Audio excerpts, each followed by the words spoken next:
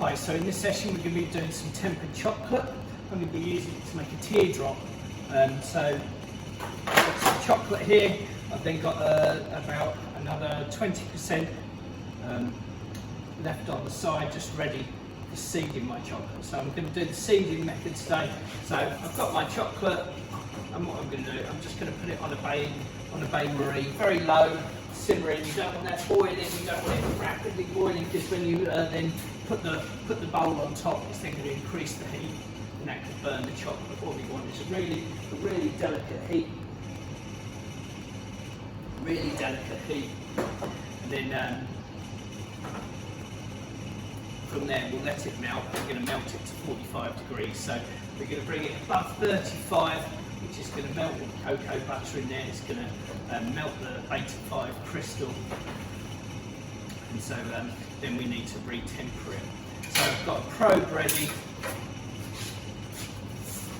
Obviously, some people can do this by eye, but just for making sure everything goes right, we're going to do it a slightly different way. We can test it as well. So what we can do is we can get little bits of paper, dip it into the chocolate, make sure it sets off. So what I'm going to be doing today is I'm going to be making some teardrops. I've got some sheets of acetate here. Once my chocolate is tempered, I'm going to lay these pieces of acetate into the chocolate, flick off the excess because we want that nice thin shell. And then what I'm going to be doing is then sellotaping them together. If you've got a paper clip are a really handy thing as well. And then what I do is I'll sit those on top of there, and just so they set as a chocolate teardrop. What I'm going to do is use those then as a base, or as a mould for my chocolate. So I can put a nice parfait in there.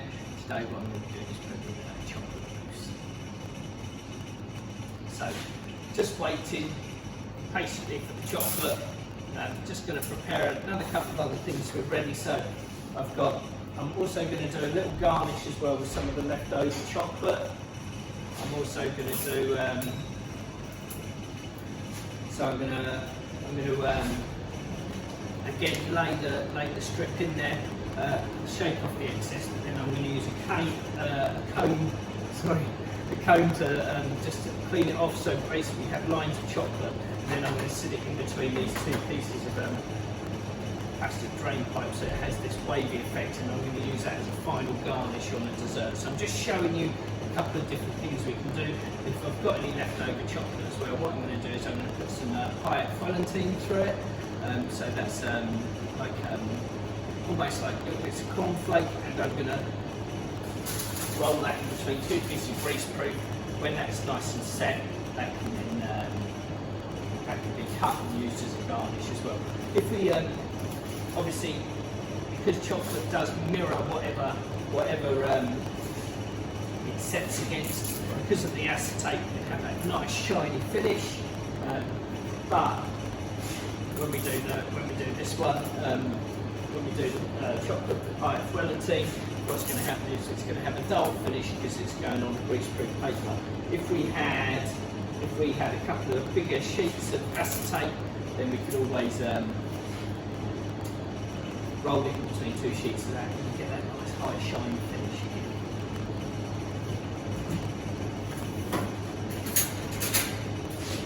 So just going to give that a stir, give that a check, see how we're doing.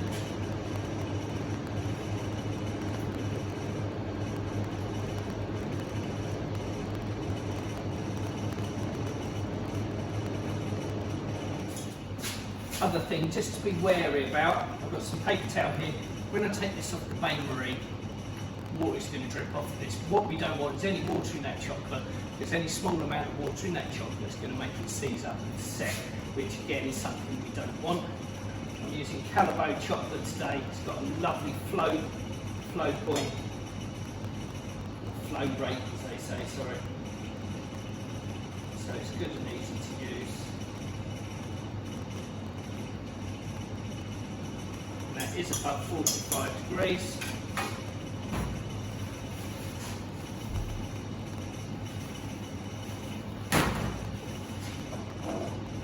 Just put that off to the side. in case I need it. Right, so I've got my chocolate, it's melted. It's really runny because obviously the cocoa butter in it has melted. What I'm going to do now is I'm just going to put a handful of collects in, and what that's doing, this is just bringing that temperature down.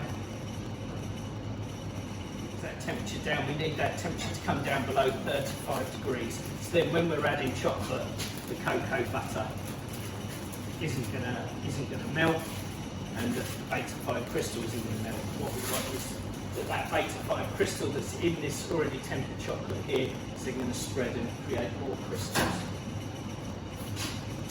So that's pretty much melted the whole lot. So I'm just going to put my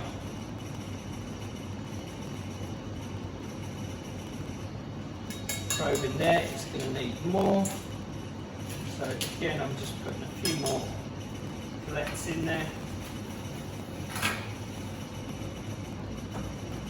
Of course, the bowl is holding the temperature even more. So because the bowl is hot, that's going to keep the chocolate hot as well. So sometimes it says 20%, but I didn't weigh it out. I didn't weigh exactly 20 grams. I made sure I had extra in case I needed it. Remember, by me doing this as well, just like the movement on the bench, if I'm stirring it, bringing air in between that chocolate, and I'm helping to cool that down.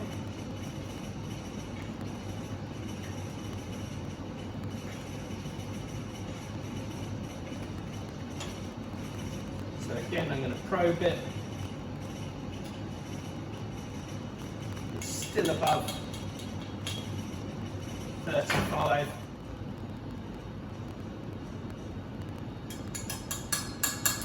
So it's between 31 and 32 degrees. So that's that perfect working temperature. Perfect working temperature for dark chocolate. I've put chocolate on the board, that's because you can use dark, you can use milk, white, ruby, gold, whatever you like. Obviously chocolate's the easiest, so I'm just going to put those on the side there. So this is how you test. You can just leave them there just to set off.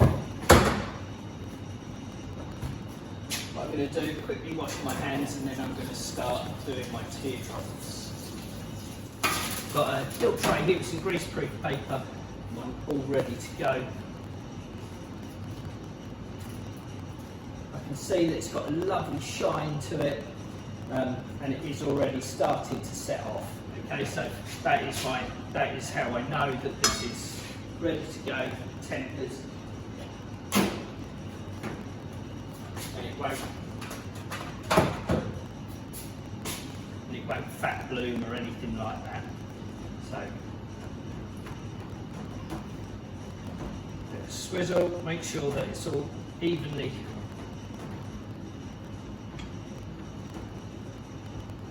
gooey. And now what I'm going to do, my acetate wants to roll inward, so I'm actually going to do it the other way. So what I'm going to do, lay it in one part.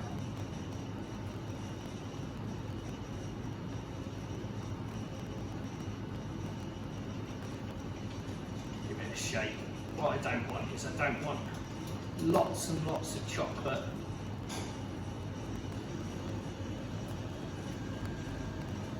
I don't want a thick shell, I want a thin shell, because you want as much as possible a good flow rate. A good flow rate from the chocolate. And what I'm going to do now is I'm just going to stick these two together. So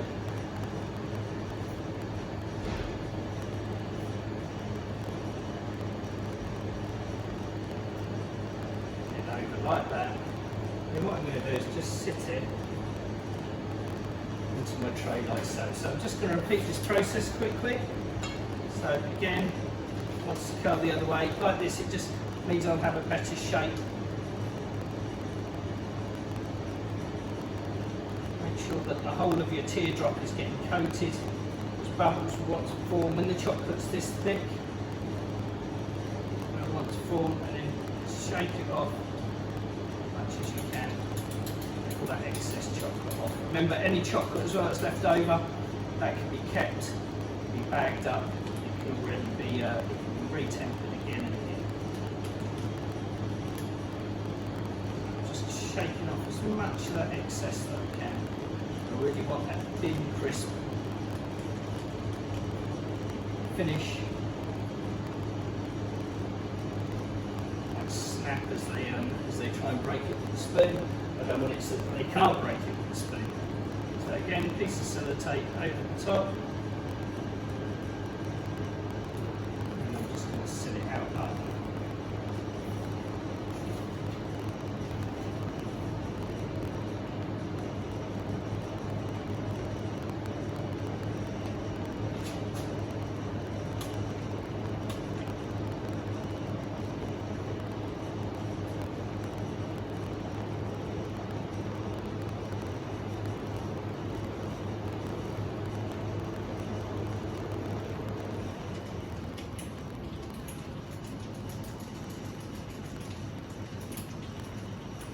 Good shake. You can tell if it's too thick.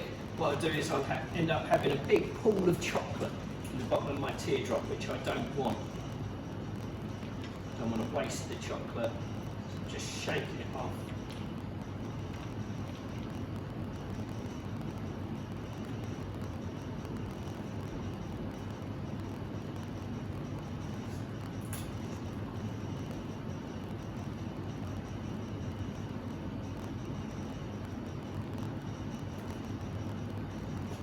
So I'm going to do 2 more of those.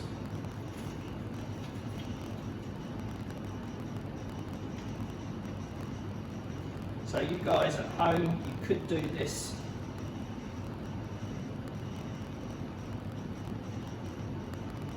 Try not to drop it as well in the chocolate. Start getting really messy.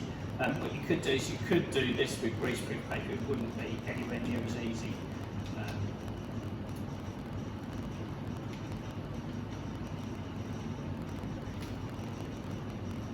Find that you can get acetate on Amazon.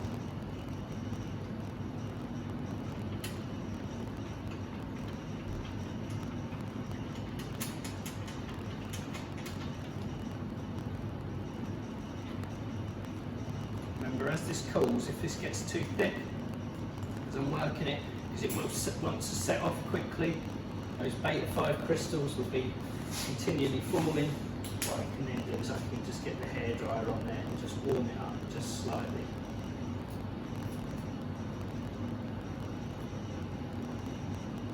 So another one, and the final one.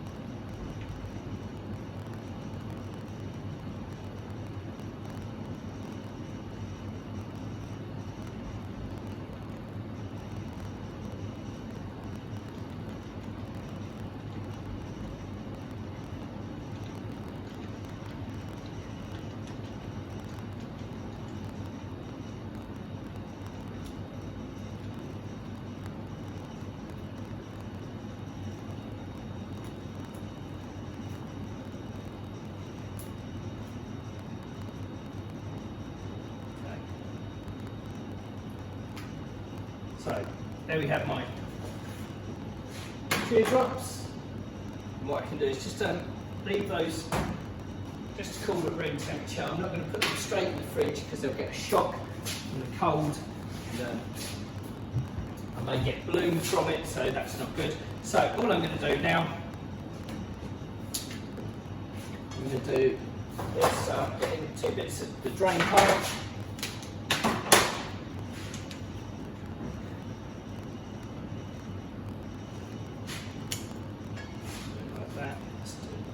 So again, same technique, just gonna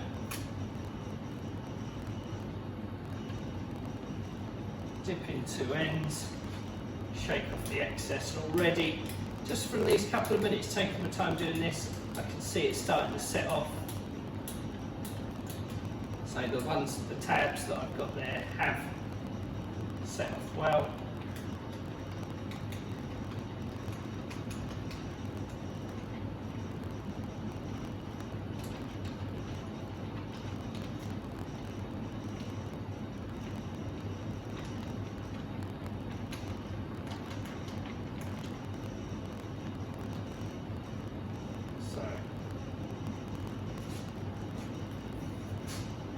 Now what I'm going to do with my chocolate, I've got a chocolate comb here, or just a comb. And what I'm going to do is I'm just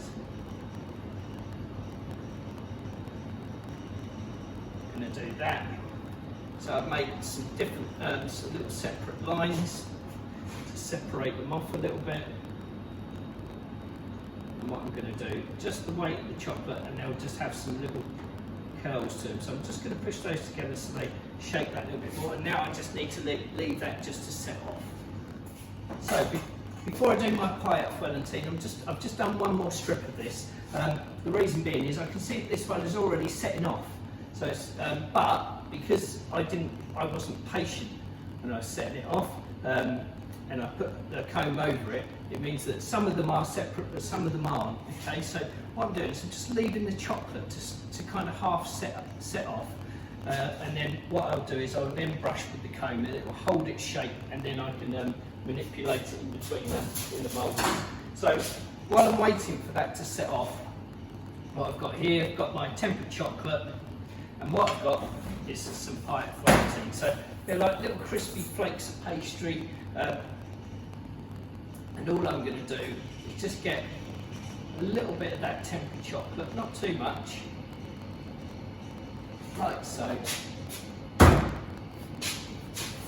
just bring those together.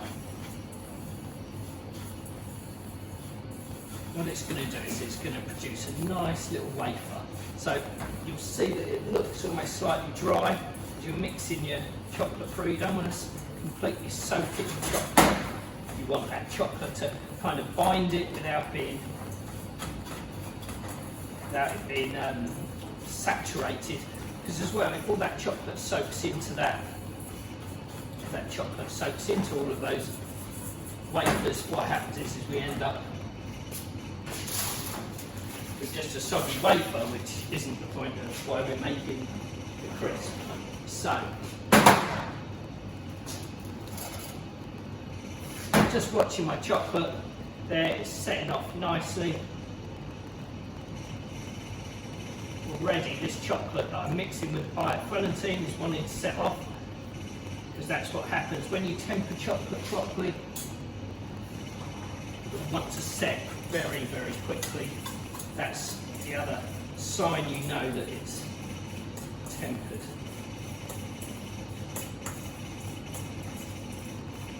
So if you were doing this at home, say, this could be used. What you could do is put it into the base of the teardrops, and that would make a lovely crispy base for the bottom of the chocolate mousse. What we do, just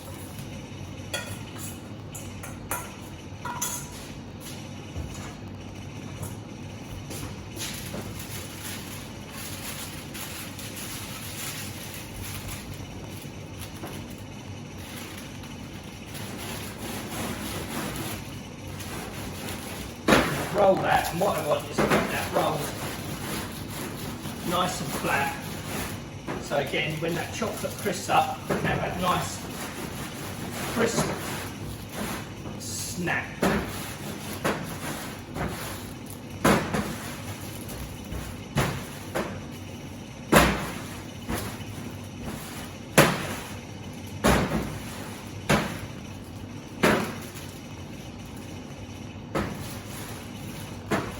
Lovely. So now all I'm going to do, I'll put that onto a tray, that can go in the fridge, and then that can set. But I'll let it cool for about 20 minutes outside the fridge. So my chocolate is setting off already. I can already see it setting off. So what I need to do, while it's still quite soft, I'm just going to scrape along. If I'd have left it any longer, it would have been too late. And then what I'm going to do, just put that onto my drain pipe, and then what that's going to do, that can set, and I'll have some nice little curls of chocolate I can use for decorate. Really good, like on the top of an opera, something like that. Okay, or on the top of the chocolate mousse. It'd be delicious. Lovely, well, nice because it's nice chocolate, but also a really nice little garnish, really showing some skill.